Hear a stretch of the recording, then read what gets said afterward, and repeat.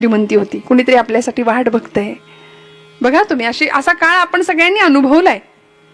सगळ्यांनी एकत्र बसून जेवावं. आता आपण पुढारलो की मागे गेलो, मला कधी कधी प्रश्न पडतो. पूर्वी एकत्र बसून जेवायचे की नाही? सगळे एकत्र बसायचे, एकत्र गुण्यागोविंदानी संसार प्रपंच पुढे जायचा, जेवण व्हायचं. आता हातात घेतात, उभ्या उभ्याच जेवतात.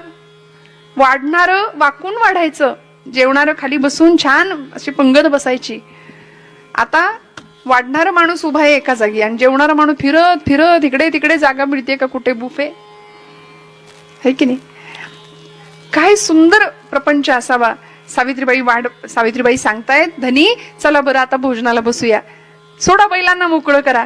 आणि बसले दोघं जण जेवायला. अन्न ब्रह्माची प्रार्थना केली आणि पहिला घास मुखात घातला आणि हळूच पत्नीने विचारलं, कारभारी बरेच दिवस झालं तुम्हाला काही विचारीन म्हणते. विचारू का हो? विचारू का?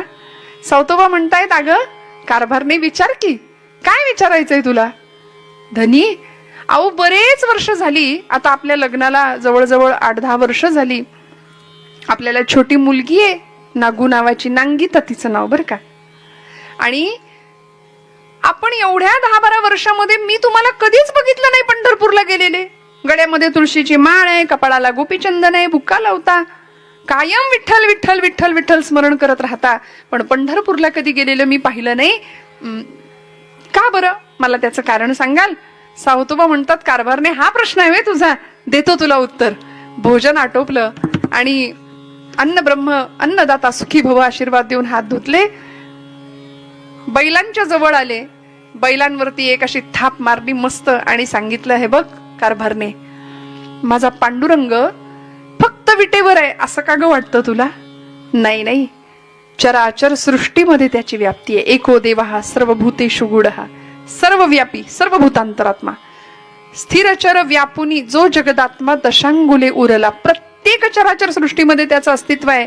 आणि बैलांच्या पाठीवर थाप मारली आणि सावतोबा सांगतात, बैल विठ्ठल शेत विठ्ठल, सगळं विठ्ठल इथं.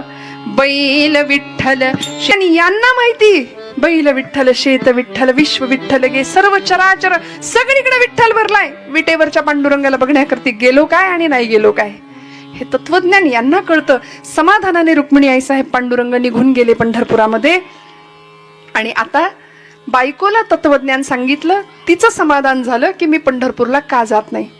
पण एवढ्यात सावतोबांची जी 8 वर्षाची मुलगी होती ना, नांगीता, नागू नाव तिचं, धावत आली आणि आपल्या वडिलांना अशी मिठी मारली.